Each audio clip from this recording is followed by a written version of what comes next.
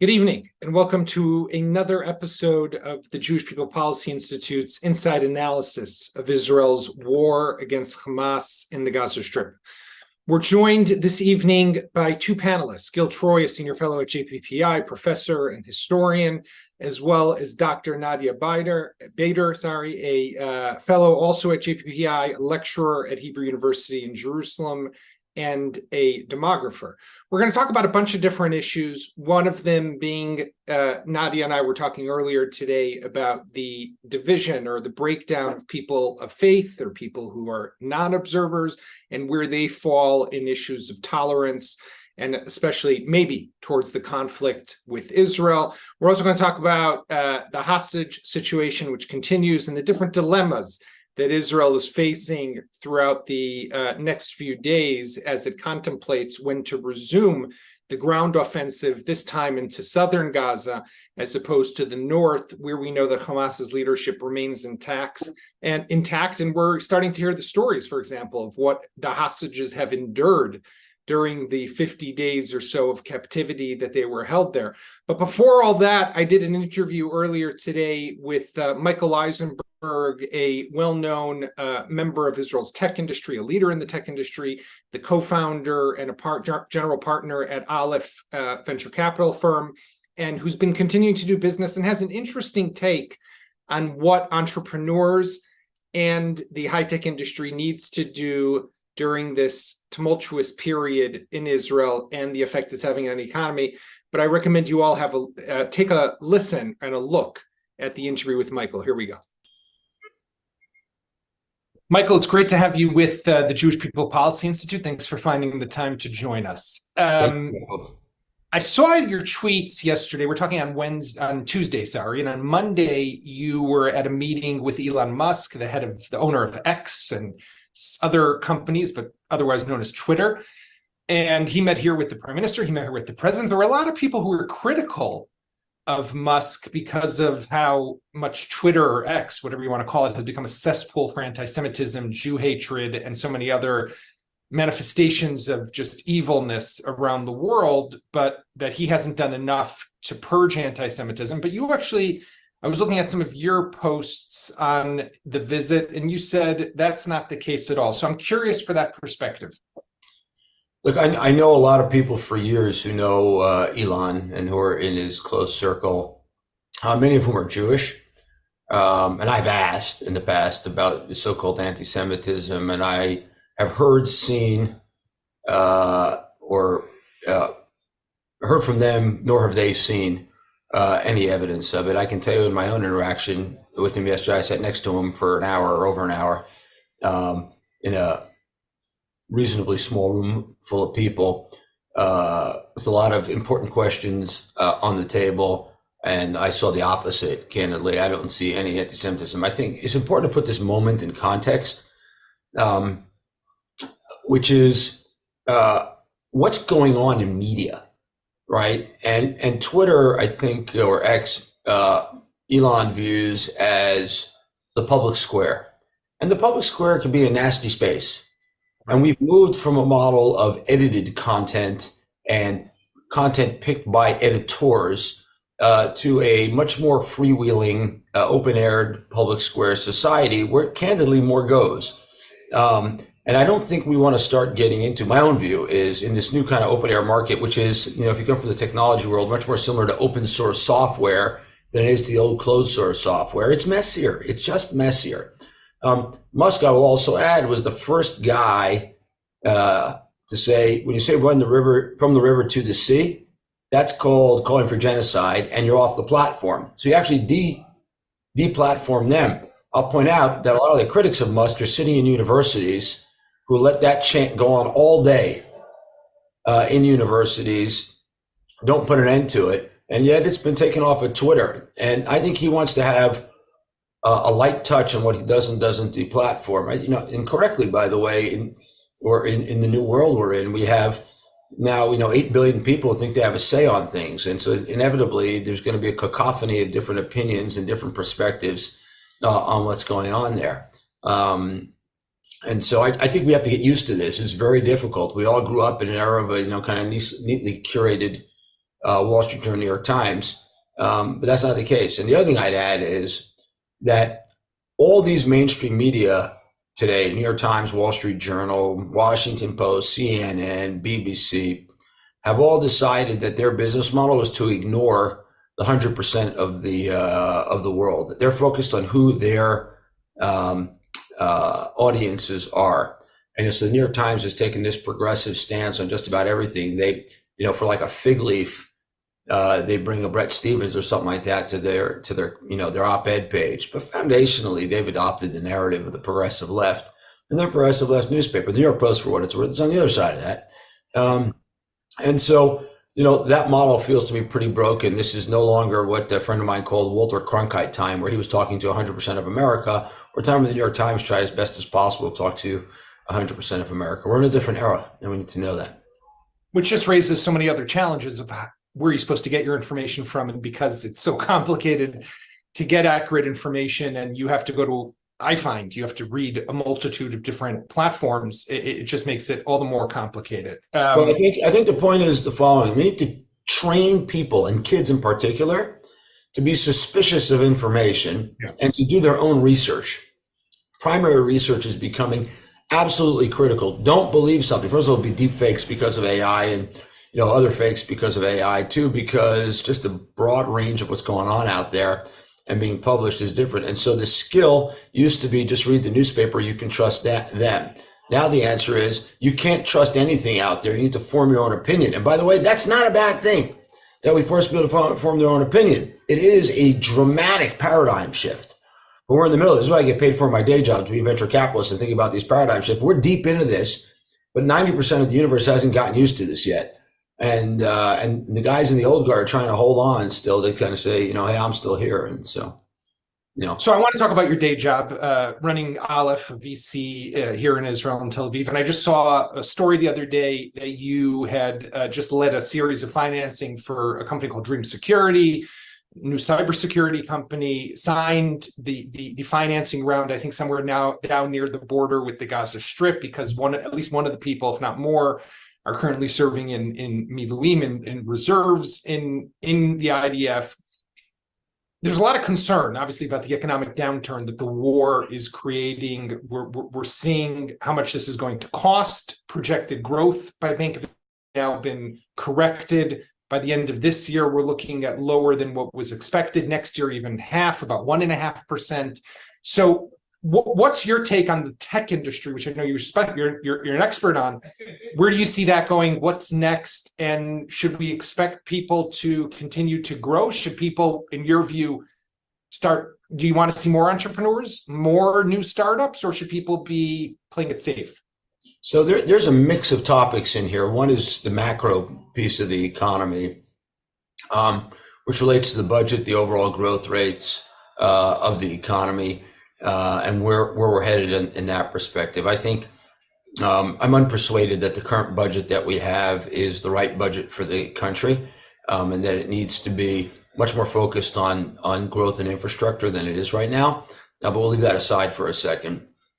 I think the high-tech world is going through like a double whammy here. But in my own view, the kind of macro meta issue is bigger than the war issue, and I will explain.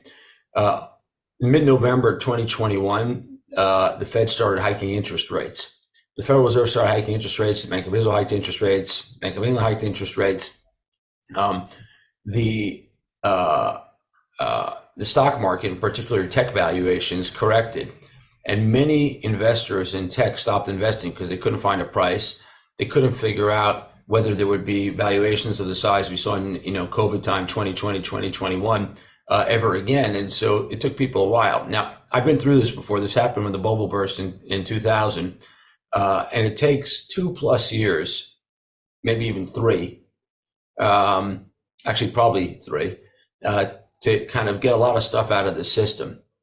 And so there's been a massive macro slowdown in investing here in the United States and in other places that is causing companies to go out of business and causing funding to slow down.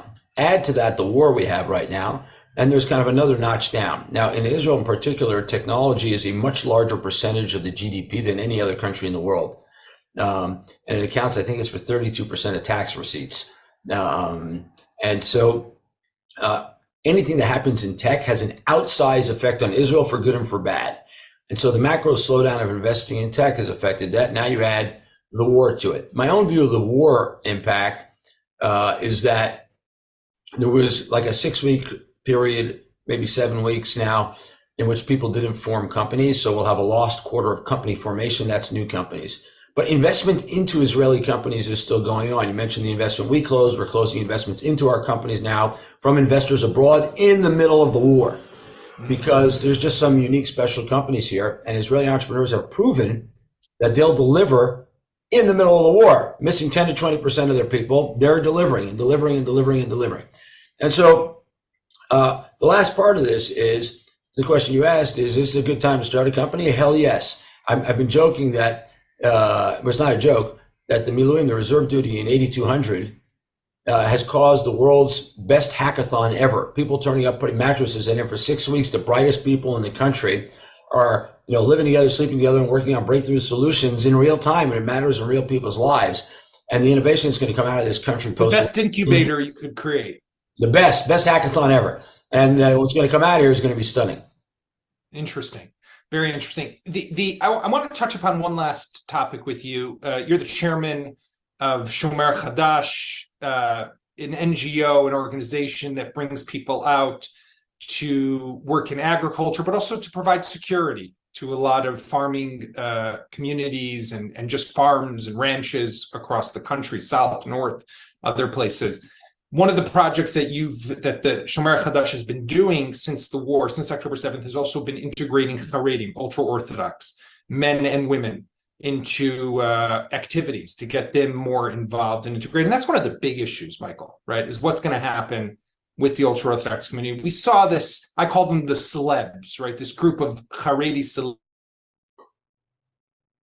Yeah, it's nice, but it's not yet the numbers that we want to see. And polls show that still 80% of ultra-Orthodox believe that they should not serve in the IDF, right? So it's nice to see some of this social activity, but I wonder, and you've worked a lot with this community and the sector in not just in integrating in Shomer Chadash, but also into high tech.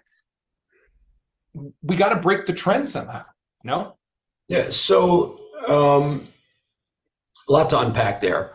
The first thing is that I think there's a giant difference between the political, what they call here the polytruks or the askanim of the Haredi political parties who like to control their flock and the street or the younger generation. I think that there's a meaningful dichotomy there. In general, we see a decline of rabbinic power, not over just the ultra-Orthodox community. It's just an ongoing decline of after 2,000 years of rabbinical rabbinate-led Judaism, you see a decline. And I think the young Haredim are the most hopeful sign in this country, candidly. They're voting with their feet. And so we have thousands every week of ultra-Orthodox Haredi young volunteers coming to the fields at the Shomer Chadash. We launched this program called Mishmer, which is a takeoff on Shomer, meaning protecting, and Mishmer, which is an old yeshiva custom of staying up all night Thursday night to study Torah, in which we said, okay, the Haredi communities are unarmed. How do we help them? And so we set up these kind of watch groups, and including arms training, et cetera. We have thousands and thousands of signups, and many hundreds have already gone through training. And the demand for these courses is unbelievable. And these are authentically Haredi ultra-Orthodox people who are joining into the country. In addition to that, you see things like Migo and Code, which are tech training programs to bring Haredim into high tech, and that's ongoing. Sociological change, however, takes time. It doesn't happen overnight, but we see many good signs in the younger generation. And I'd even add in the last week or so, there was this horrific story with this Rabbi Bunim Schreiber, so-called Rabbi Bunim Schreiber, who said just awful things about the state and the army and what the Haredi ultra-Orthodox view should be of the army. I for one, and I don't know if I was alone, launched an assault on the guy. 2 days later, he was forced to make a, so to speak, apology. It's about as good an apology as you can get in that world, saying that his stuff was taken out of context. It wasn't, by the way. It was not. I listened to the whole thing, and it was as awful as reported and even worse. But nonetheless, he walked it back. And then just yesterday, another rabbi whose name escapes me got asked by a bunch of female teachers about the same topic, and he tore into them, saying that you need your education changed. You've got big problems. So I think we're starting to see, and you see Rav David Label of Achvas HaTorah stepping up and kind of mainstreaming. And I think we'll see over time a Haredim mainstream into Israeli society, and this is just a great source of Zionist optimism, power, and economic growth going forward. It's not happening overnight, and it won't happen overnight. There are real gaps, but it will happen, and I'm super pleased to see it, and I have a lot of faith in it. On that optimistic note, Michael, I want to thank you very much for joining us today. Thank you, Yaakov. That was Michael Eisenberg kind of looking at a bunch of issues, but what I found most interesting was that this is actually the moment in time for Israeli high-tech entrepreneurs to continue to develop and do what they do as entrepreneurs and make new companies. Nadia, I wanted to start with you. We had discussed earlier today this issue of all the protests that are going on against Israel at the moment, right? And you were telling me some interesting research that you've done about the non-believers and people who are of religious background or have faith, and how they would approach a conflict maybe like Israel and Hamas that's going on. So why don't you, whatever I just said probably doesn't make a lot of sense. You could say it a lot smarter than me. Okay, so for decades, people have been debating whether religion makes people more tolerant, whether it promotes, racism, prejudice, and so on. And we haven't really reached a conclusion. It looks like different elements of religion might do different things, and we have to split it into its constituent parts. Now, at the same time, what we're seeing in the Western world is religious change on a scale that we haven't seen since the Reformation. And what I mean by that is that vast numbers of people are exiting organized religion. So we call these people unaffiliated or religious nons, N-O-N-E, meaning when they're given a list of, what religion are you, a list of options, and they say none of the above, that's who I'm talking about. And what's interesting is that a lot of people assume that it's people who don't have a religion who would be the most tolerant, right? They'd be the least Islamophobic and the least anti-Semitic and the least racist and the least xenophobic. But it turns out that it's not so simple. If you lump all the people who don't have a religion together, that's what you'll find. But they're a big group and they're not at all the same. So if you separate out the people who, well, I'm looking at Europe, so the people who are raised Christian and have since exited, and you look at the people who've never had a religion, you'll find that actually never having had a religion is associated with a greater degree of intolerance. Now, part of that is because elements of religion like belief, and you can actually put this in the model, tend to increase tolerance. And these people don't believe, whereas people who were once Christian are more likely to believe. And part of it is because this new identity has coalesced, and they consider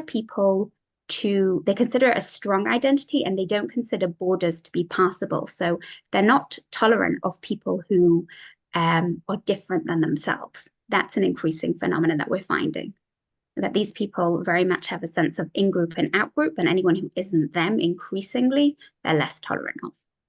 So give me the commentary on this. What does this mean for support for Israel, maybe in the day after or during the operation? I was looking up a poll earlier, which showed that it was taken by Reuters mid-November, it's about November 15, 16, that found that, for example, in the United States, American public support for the government to continue to stand with Israel, that was the way they phrased the question, had been 40-something% and now is down to 30%, so it dropped by about 10 points. Now, obviously, you don't know how many of those people are believers or nones, but what could this potentially mean in terms of the way that we are perceived, or the way that the conflict is perceived? So I think the change over time is to do with the change in events. But one thing that I can speak to is the big difference between, say, the United States and the United Kingdom. So in the United States, we see, for instance, around 40% of the same kind of Ipsos poll they did, America and the UK. So 40% of Americans say that their government should support Israel, 2% say they should support the Palestinians.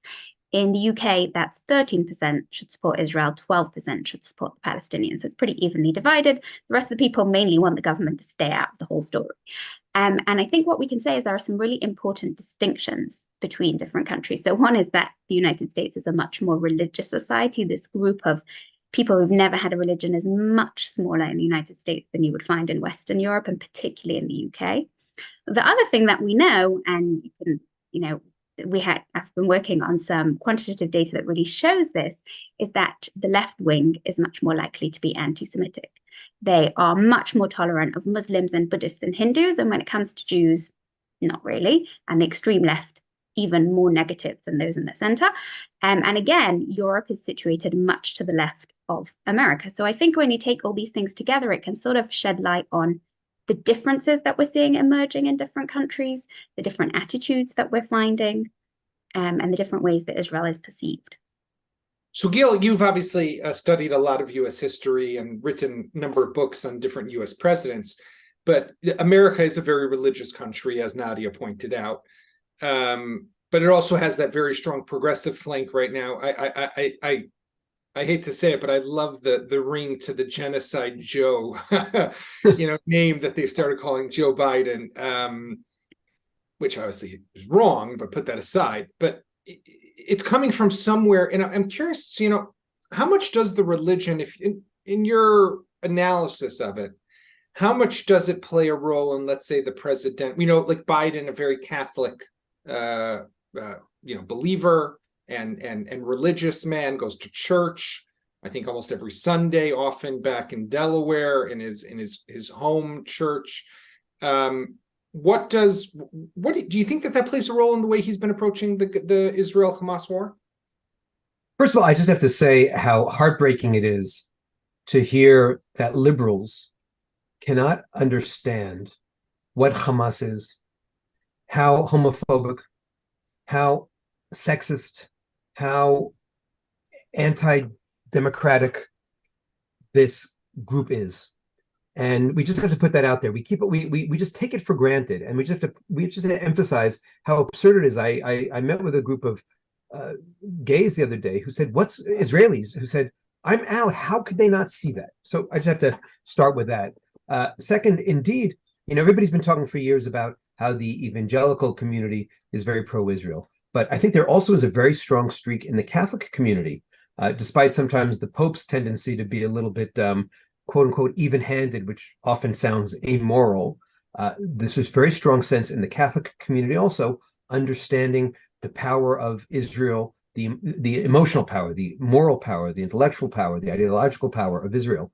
And so there is a generational dimension to what's going on in the conflict, but I think there also is a religious dimension. And let's also put the other factor in, which is that there's this strange alliance between Islamists and atheists, that the most progressive forces who tend to dismiss religion, somehow when it comes to Islamism, give Islamism a pass. They're hypercritical of evangelicals. They're hypercritical of conservative traditional Catholics, and yet somehow they have this blind spot about the most murderous dimensions to Islamist ideology. And so what do we see? One is that sometimes this is about tribes, right? That we like to put all kinds of names about it, that it's connected to ideas, but there's a weird way in which support for Israel pro and con has become this team sport, and team progress, and I'm putting that in quotation marks, and team Islam is on one side, and team Jewish, team evangelical, I would say team democracy, and team Catholics are on another side. And it's sociological as much as it is ideological. So if we do think forward looking though, Gil, the trend is not going in a good direction then. So that's where the generational dimension comes in, that even within the evangelical community, which has been the American evangelical community, which has been so staunchly pro-Israel, they're starting to see a generation gap. And there I'm a historian, so I'm really good at looking backwards. When I have to look forwards, my glasses get a little cloudy, but there's the big question. The question is it that the more distant each generation is from the Holocaust and the moral clarity that brought, the more generational differences there is from the 67 war and the moral clarity that brought? Is it that, or as people age, do they leave the idiocy that their college professors imposed on them behind, and do they grow into a certain wisdom? So those are two clashing theories that I'll just sort of put out there, and we don't quite know. But there certainly is a concern that when we look at the polls and we break it down generationally, that the younger you are within the Jewish community as well, the more critical you are of Israel, the more unwilling you are to see what happened on October 7th through moral terms, through ethical terms, and that's why we I hear it every day, the silence of feminists, the silence of the LGBTQ community, the silence of liberals. And I'm starting to call these feminists feminasties. I'm starting to call these liberals slobberoles. They've lost their moral center, and we have to call them out. And many of us in the Jewish community, many of us in the American Jewish community have signed check after check to support them, have to start pulling those checks and have to start more and more breaking friendships and saying enough is enough. But I don't feel strongly about this. No, clearly, but it's something that I think, we should have a lot of concern about. And whenever I see these protests and marches, queers for Palestine, there's a part of me that just says, I'll buy you the ticket, right? I'm happy to pay for the ticket to Palestine. March down Gaza Square. Right. You should go there and please negotiate for us peace. I'm sure you will be able to achieve it. I'm sorry. I couldn't hold back. No, but also look who was killed on October 7th. They didn't care if you were a peacemaker, you were gay, right? They didn't check your card. They just killed you because you were an Israeli or because you were Israeli adjacent. Thai, Nepalese, Palestinian, Bedouin, Druze, it didn't matter. Yeah. Nadia, Gil just mentioned Bedouin, and you and I, we spoke about this earlier today, that something that's kind of flown under the radar, definitely for me as well, and I followed the news quite carefully, is the fact that there are a number of Muslim Bedouins who are being held hostage by Hamas. Their story was kept a bit under wraps for a while, but it started to come out. And that says something also about the, what we were just talking about, the kind of the religion doesn't really make a difference, right? I mean, there's a specific story about one Bedouin family that you were talking to me about. Right.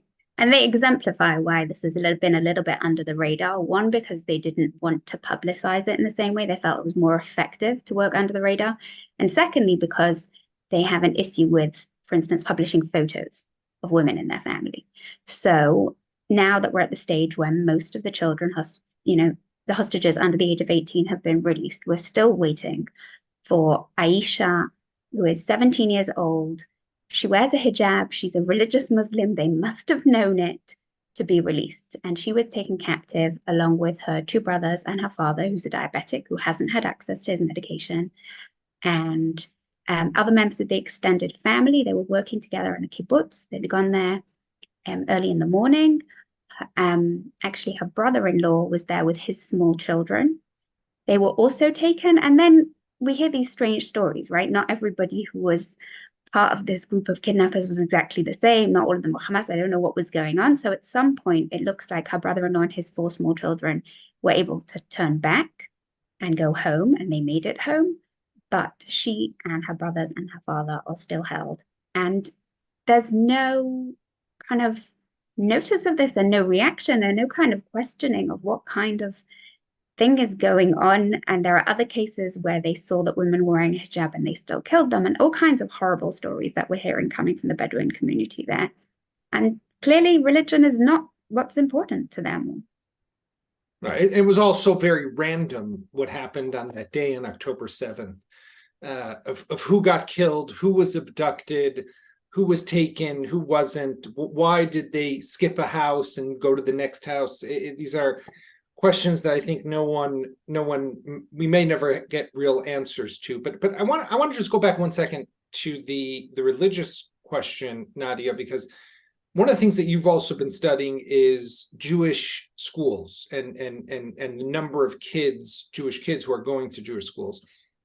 So you can tell us where things are today, but the question that I've wondered, and you don't have the data on this yet, is looking forward with the explosion of anti-Semitism in your home country of the UK, but also across the US and France and other places. Will that have an impact in your assessment on enrollment in Jewish schools? So maybe why don't you just kind of catch us up to date on where things stand at the moment, and then give us your prediction, like any good academic, of what's going to be in the future. Okay, well, the catch-up, like Gil said, is easier than the projection, but the catch-up goes something like this. In most countries, the vast majority of Orthodox children go to Jewish schools. So there's been a huge growth in most countries in the number of children enrolled in Jewish schools simply because the Orthodox community is growing. Right? So that's kind of a very simple equation. We do know from data collected by the European Union looking into anti-Semitism, they included in their data gathering, they wanted to know why people sent to Jewish schools. This was a survey conducted in 2018 in 12 EU countries, which at that point did include the UK. And they asked people, do you send to a Jewish school or non-Jewish school, and why do you send your children? What's the reason? And they were allowed to pick a few options, and one of them was anti-Semitism. And it's really interesting because despite attacks on Jewish schools in France, for instance, and I know anecdotally, and that after that happened, some parents pulled their children out of the school because they thought it was a dangerous place to be. Other people sent their children to the school because they felt like, they were safer in a Jewish school. So this debate is playing out. It's really live. About 20% of Jewish parents in Europe who have a child of school age say that that's a concern for them. It's one of the things that influences their decision of where to send their child to school. In France, the number's higher, unsurprisingly. But what's interesting is that it overwhelmingly pushes people to send to Jewish schools. Now, the caveat here is that what influences people and how they feel about things is not always directly linked to the number of anti-Semitic incidents, say. So if you put that in the equation, how many anti-Semitic incidents there have been, or have you experienced an anti-Semitic attack, that's not as impactful. So it's hard to know how people are going to feel. One would guess that they would feel that anti-Semitism is more of an issue. We've been getting huge numbers of reports of incidents of anti-Semitism in schools. So one would assume that would feed through, but predictions are hard to make. And there was, of course, that incident at a school, I think it was at Hillcrest, Queens, where a teacher, a public school in America, a teacher had gone to a pro-Israel rally and was basically chased in the school, had to hide and lock herself in a room as out of fear that her students, teenagers, would potentially do something to her. Gil, I want to turn for one moment to the hostages. Tonight, we're hopefully going to see the release of another 10. And this is day 5 of this pause or lull or ceasefire, depending how you look at it. One of the things that I've been thinking is that the world is obviously falling in love with the ceasefire, right? And I would guess that some Israelis are falling in love with the ceasefire too, not having to wake up at 6 a.m. and look at their phones and see who were the soldiers who were tragically killed overnight during operations in Gaza. And things have been relatively quiet, but we do know in the back of our mind, or even in the front, that Hamas is still there. They're in the south, leadership intact, brigades, capabilities, thousands of fighters, still pose a threat to the state of Israel. So we have this mission that still has to be grappled with and confronted. But the fact that there is the ceasefire, there's going to be a lot of interest. And we're already hearing President Biden talk about the fact that we need to extend this even more. We need to get more of the hostages. And we're supposed to get 10 today, maybe 10 tomorrow. And then we're going to get to day 6, 7. And then the questions will start to be, okay, how many will Israel get? And what's the price of all of that? And by the way, to start to prepare the world for when the bombardment, let's say, of Khan Yunis begins, which it might begin, everyone's going to say, why are you doing that? There was just quiet, right? They're all going to have forgotten October 7th. And they're going to think, oh, no, we're just bombing Khan Yunis for no reason. So I actually, called up a friend today who serves in one of those governmental roles and said, I think you guys got to start putting out some information now to start to prepare and lay the groundwork for when the operation resumes. But we have these two interests that are again going up against one another. And the question is, if you're the prime minister, Gil, at what point do you say, okay, I got to stop and we have to move forward with the ground offensive? I think we have to start introducing the word dehumanization to the conversation. Naja's words upset me deeply, as did Michael Eisenberg's, because they speak with such humanity. They speak with such respect for these Bedouins they never heard of. Michael speaks about has the ability to criticize a Haredi rabbi because he understands that human beings are complex.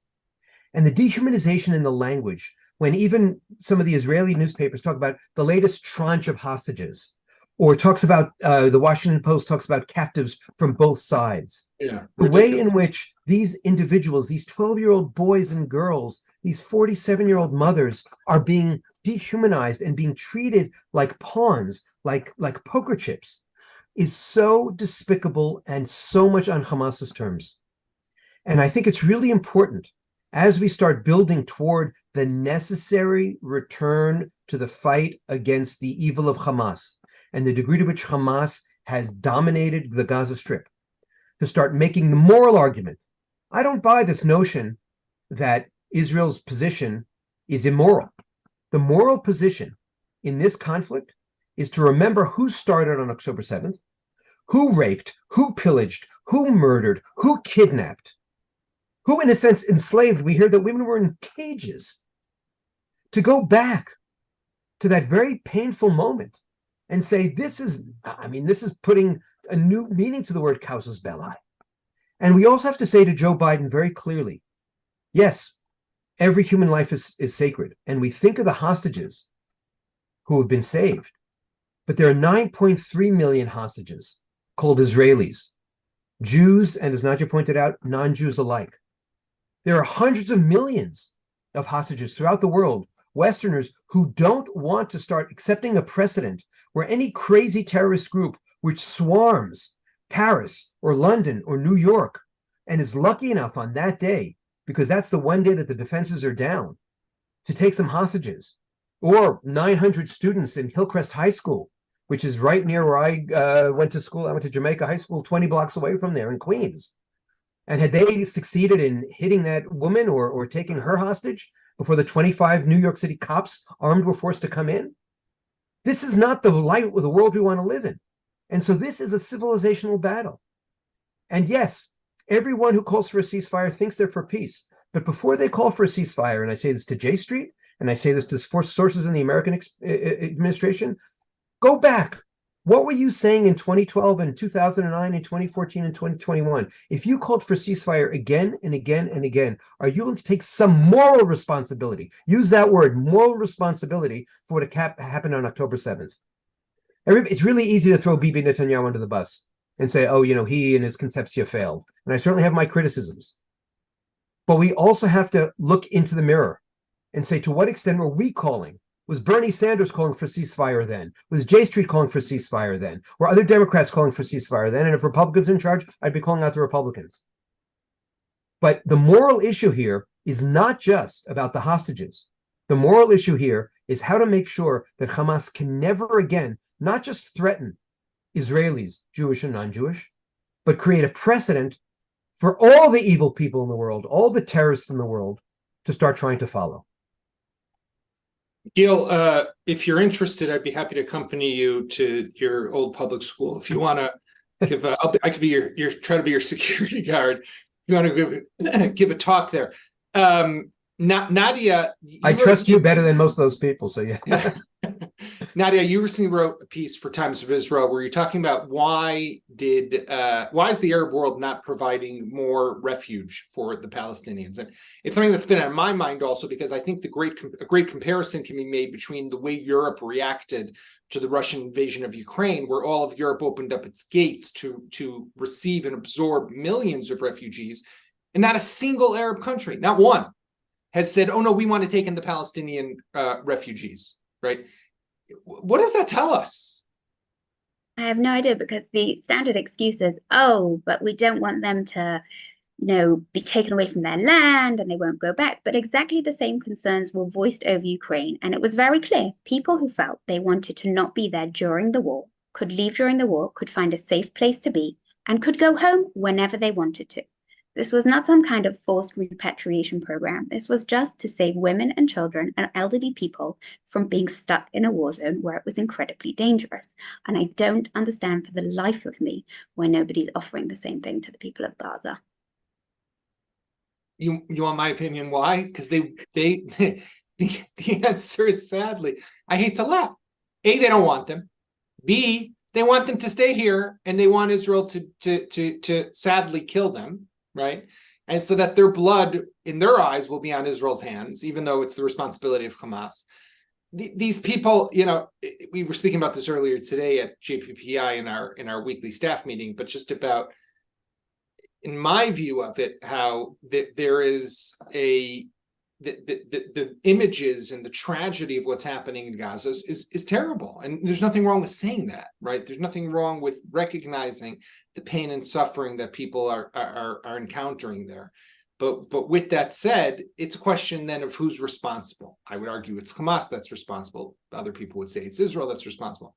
But I think they do this with an intention because they want us to be blamed and accused and hammered in the international media arena. That's part of this war, is the information battle. Before we wrap up, Gil, I want to first of all wish you Mazel Tov. You had a son who got married on Sunday night, so congratulations to you and the larger Troy family. But I'm sure that you will have a good answer for me to the question of, it's got to be hard to some extent making a wedding, which is such a simcha and such a beautiful, joyous occasion, at a time when a country is at war. And of course, the two things should be able to happen, right? They weddings go on, life goes on. But I'm sure that somewhere in your mind, because I do know you, this was out there. It was on your mind, and it was something that was being thought about. I'm curious your feelings. Just let me go back to the previous conversation and say what we're really seeing is the pornography of Palestinian suffering. And it's immoral, talk about morality, to take the suffering of human beings and leverage it for political gain, which is not what we're not doing, but what Hamas is doing. And absolutely, throwing that wedding was in some ways the hardest thing we've ever done in our lives. About 3 weeks ago, we were in Destino in Shorish, which is this amazing wedding hall. And I'm sitting there in this meeting where we're talking about, should the tables be round or square? Should the tablecloths be lavender or blue? And I'm thinking, like, this is the craziest thing we've ever done. But the fact that my two kids, because now my daughter-in-law is also my daughter, Tali and Yoni, decided in the middle of this war to continue, was the most powerful affirmation of life. So it was the dumbest thing we ever did, the most trivial thing we ever did, the most insane thing we ever did, but also the most profound thing we ever did. And the chuppah that we had, and I can say we, because I was just standing there, but my two kids and our amazing rabbi from Hartman, Drori Yoshua, pulled it off. It was a roller coaster. It was a classic Jewish roller coaster. It was a classic Israeli roller coaster. It was a classic human roller coaster. We had two cousins from the Gaza corridor who had been in safe rooms, each of them in different communities, who survived, who got up and said a prayer for the Mefunim, for those who have been evacuated. We had my son Yoni's commander, who's from Sderot, who had lost 10 friends and relatives on October 7th and has 5 missing, give a prayer for the kidnappers and for the kidnapped victims. And we also had so much joy, joy, joy. And at that moment, we were really experiencing Jewish history. We were experiencing Zionist history. And it was just one of these kind of transcendent moments where we all understood. And as we danced the hora, and as I knocked against people carrying submachine guns, as I was in a suit, which is very rare for me, and others were in military uniform, which is rare for them, we all understood the power of the affirmation of life. And we saw that we really are a cult of life. And so it was the best decision. Again, it was my kids' decision, not mine, to do it. But it was very, very difficult. And everyone who came just thanked us for being able to kind of carve out those couple of hours to celebrate. And that's why I'm so sure we're going to win, because we have morality on our side and we have life on our side. We had 3,200 births in Jerusalem alone in October, twice the number of people killed and kidnapped on October 7th. And day after day, we have more people building lives, building families. And in fact, my son not only became a husband this week, but also became an uncle, because his wife Tali had a sister who the next day went into labor and just today had a baby. Am Yisrael Chai. That's why we're going to win. Thank you very much, Gil. Thank you very much, Nadia. And thanks to everyone for joining us this evening. And we'll be back tomorrow with another episode looking at Israel's war against Hamas. In the meantime, to a quiet night. Thank you very much.